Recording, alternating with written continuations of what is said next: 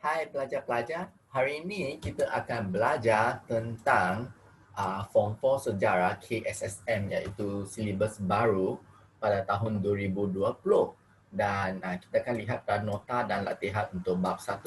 Jadi untuk sejarah sebenarnya apa yang pelajar perlu buat adalah lebih kepada membuat latihan. Saya akan cadangkan pelajar-pelajar membuat latihan lebih daripada membaca nota sebab selalunya remaja akan selalu baca, okey, sejarah saya baca.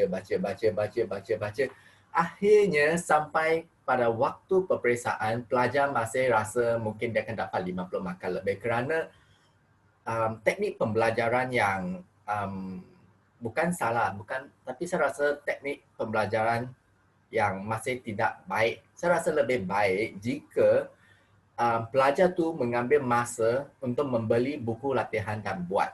Sebab practice makes perfect. Okay? Latihan akan membantu anda mendapat markah lebih baik. Tak kira matematik pun anda kena buat latihan, sains pun anda kena buat latihan, sejarah pun anda akan buat latihan. Jadi beli banyak buku latihan dan teruskan buat latihan saja sehingga anda muntah. Apabila anda buat sampai muntah, maksudnya um, masa peperiksaan soalan tu keluar pun soalan yang sama. Macam matematik, anda buat banyak kali, soalan yang keluar pun sama dengan sejarah. Buat sampai anda muntah, okey? Dalam bahasa Cina lah kita panggil zhou dou lei ao lah. Okey, jadi kita akan teruskan dengan soalan pertama dan kita akan buat revisi dah latihan. Okey, nombor 1. Sebelum kedatangan Barat, asas negara telah bermula kemasyhuran kerajaan alam Melayu. Nyatakan ciri-ciri negara bangsa kerajaan alam Melayu. Jadi di kat sini kita boleh lihat sebenarnya bilanya mula kemasyhuran alam Melayu. Sebab selalunya dalam sejarah kita perlu tahu lebih kurang masa kemasyhuran alam Melayu. Okey. Jadi sebelum saya mula, saya nak ajar sikit tentang tempoh masa dahulu apabila kita kata tentang abad. Okay? Apabila kita kata tentang abad. Sebab dalam sejarah, apabila kita belajar, kita kena tahu, apabila kita nak hafalkan, bila kita nak baca, kita perlu bayangkan tempoh masa supaya kita akan memahami sejarah. Sebenarnya sejarah adalah satu subjek yang amat menarik. Kerana anda boleh lihat dalam minda anda, kena letakkan kerangka masa dahulu. Apabila kita kata abad pertama, maksudnya adalah antara 0 tahun hingga ke lebih kurang 100 tahun. Mula dengan 1 tahun ke 100 tahun. Sorry ya, ini bukan kosong. Ini 1 hingga ke 100. Apabila kita kata tentang abad kedua, adalah di antara nombor 101 tahun hingga ke tahun 200. Okay. Jadi untuk kerajaan alam Melayu, dia lebih popular pada zaman lebih kurang abad kita boleh lihat dalam buku teks anda dikatakan pada abad ke-7. Okay. Alam Melayu lebih popular pada abad ke-7, betul tak? Abad ke-7.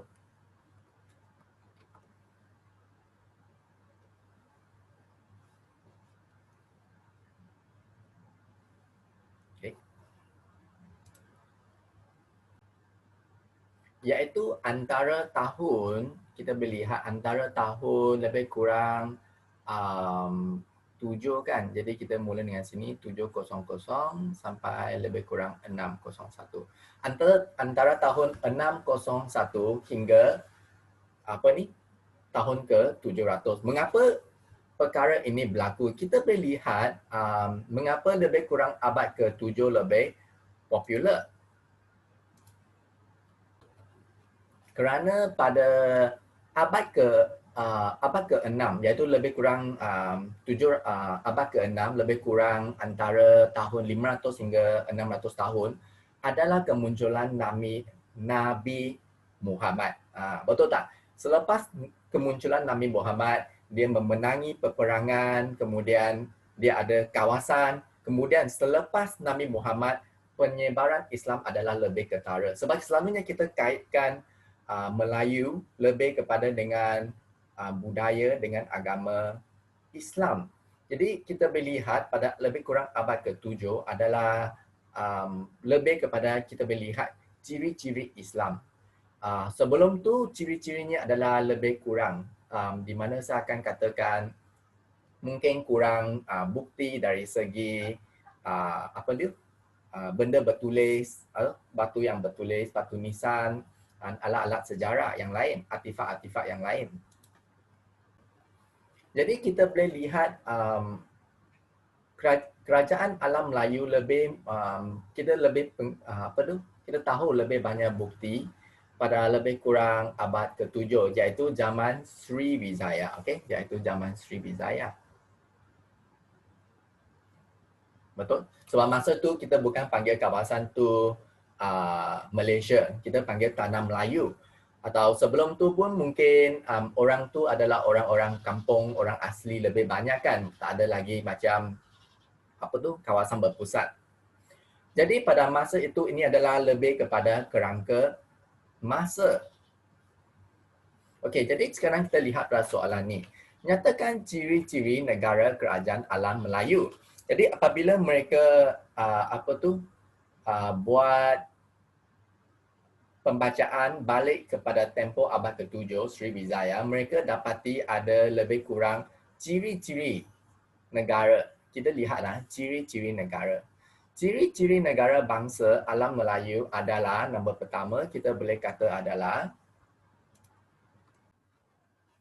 ada raja, ada undang-undang, wilayah pengaruh lagi satu adalah rakyat. Iaitu 3 markah, anda kena siapkan 3.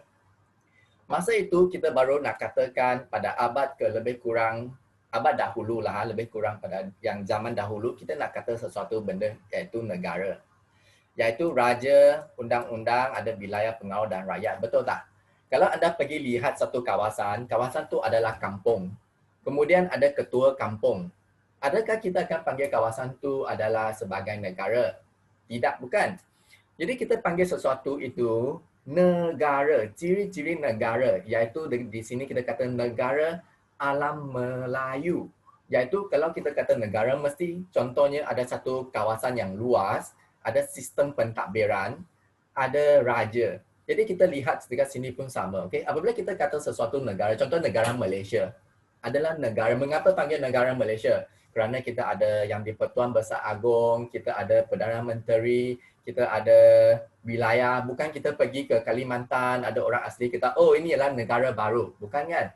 Jadi sama negara dahulu, ciri-cirinya pada orang Melayu zaman dahulu, dia ada raja yang berkuasa mutlak, ada juga sistem pentadbiran, iaitu ada undang-undang. Sampai sekarang kan, kita pun ada undang-undang.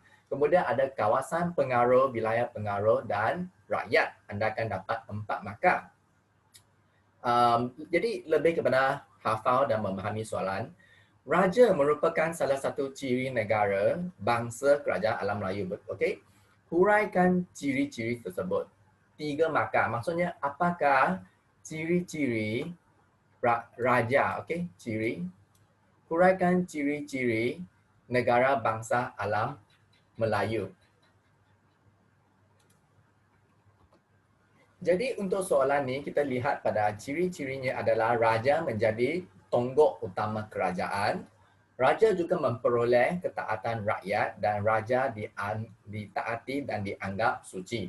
Sampai sekarang betul. Sebab sampai sekarang raja pun adalah ketua kita kata ketua agama Islam, betul tak? Dan kita perlu taat dan hormat kepada raja dan negara. Kalau sekarang anda post dekat Facebook yang di-Pertuan Besar apa-apa yang perkara tak baiklah, anda boleh didakwa di mahkamah, anda juga boleh ditangkap oleh polis kerana anda tidak taat kepada raja dan negara. Oleh itu apa yang kita katakan kepada pemimpin kita, kita perlu menghormati mereka. Okey, contohnya macam ibu bapa kamu. Kalau ibu bapa kamu buat salah pun kamu tak cakap, bodohlah ayah ni. Kita walaupun ayah kita berbuat perkara yang tidak betul, kita katakan dengan kata-kata yang sopan, okey, dengan kata-kata yang hormat. Okey, jadi kita perlu hormat dan negara, kita juga hormat kepada raja yang di-Pertuan Besar. Saya pun tak berani cakap agung tau. Saya tak tahu kenapa banyak orang cakap agung-agung. Saya lebih suka kata yang di-Pertuan Besar Agung sebab kita perlu hormat kepada baginda. Okey, kita lihat pada soalan seterusnya. Pada pandangan anda, mengapa ciri-ciri negara bangsa tersebut penting pada masa kini? Betul tak? Sekarang pun kita masih lagi ikut kepada banyak perkara seperti undang-undang dan juga sistem pentadbiran zaman dahulu. Jadi apakah jawapannya? Jadi di sini kita boleh lihat raja ialah lambang kedaulatan negara kita. Raja ialah ketua negara, sampai sekarang pun ketua negara kan? Betul, yang di-Pertuan Besar Agong masih ketua, okey. Perdana Menteri kalau nak jumpa pun kena buat kita katakan kena buat macam pertanyaan sama ada boleh berjumpa dengan baginda ke tak, okey.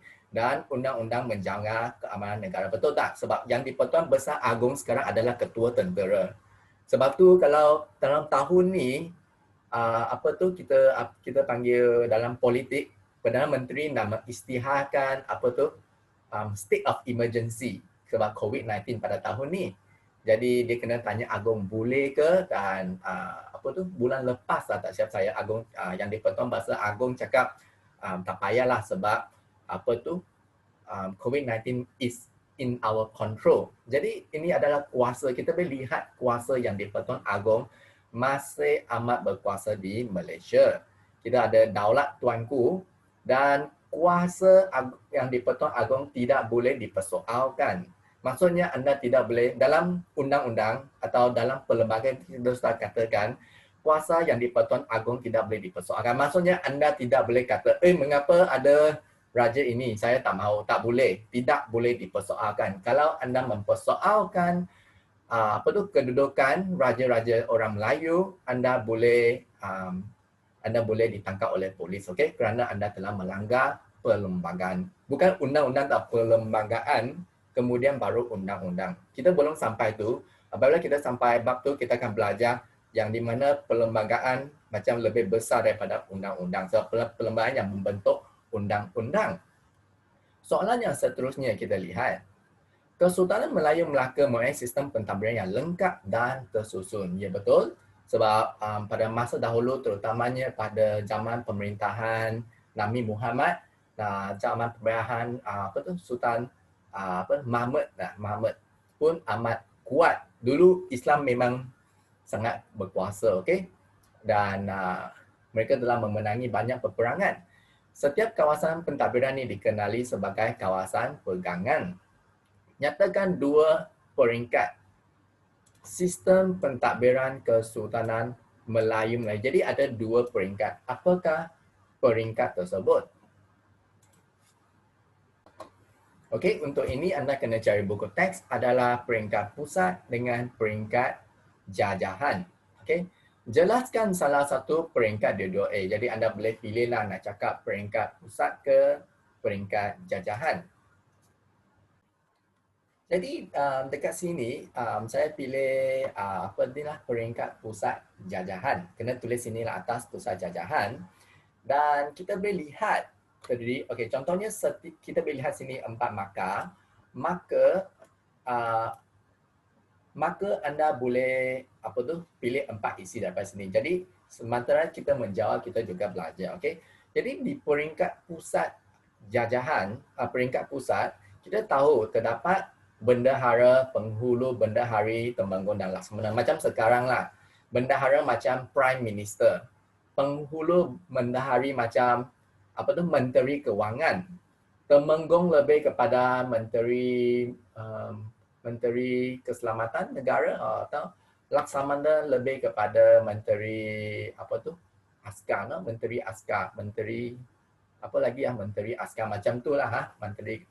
Jadi kita boleh lihat bendahara ialah ketua pentadbir. Macam Prime Minister, betul tak? Bendahara yang paling selepas yang di-Pertuan Besar Agong adalah bendahara. Kemudian bendahara adalah untuk menasihati Sultan. Seperti sekarang kan, Perdana Menteri juga menasihati yang di-Pertuan Besar Agong. Kita ada syah bandar, iaitu mengutip cukai, macam sekarang ada Menteri Kewangan. Kita ada Temenggung, menjaga keselamatan, okey, contoh Menteri Keselamatan, dan Laksamana ialah Panglima Angkatan Laut Melaka. Okey, so macam askar lah yang Ketua Angkatan Tentera. Apakah kesan sistem pentadbiran yang tersusun terhadap negara? Jadi untuk soalan ini lebih kepada